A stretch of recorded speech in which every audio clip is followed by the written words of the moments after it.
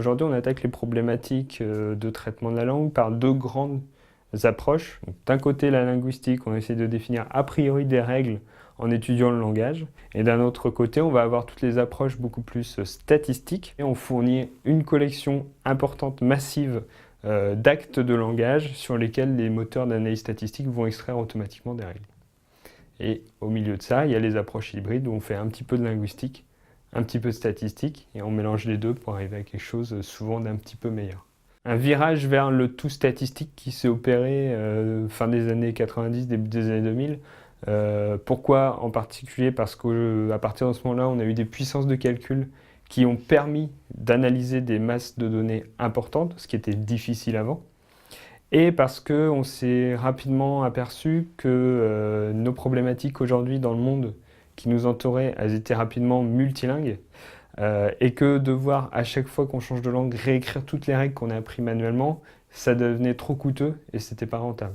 Donc l'avantage de l'apprentissage automatique, c'est qu'on n'a pas ce besoin de tout réapprendre à chaque fois. Lorsqu'on fait le choix d'un apprentissage statistique, des règles qui régissent le langage, on a besoin d'une masse d'informations conséquente.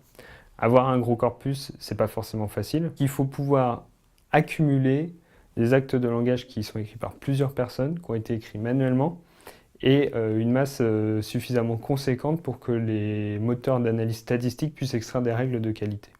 Aujourd'hui, Google a un avantage considérable là-dessus, puisqu'ils indexent l'ensemble du web, donc ça représente des milliards, et maintenant on est plus qu'à des milliards de pages, et en plus, ces pages sont dans des langues différentes.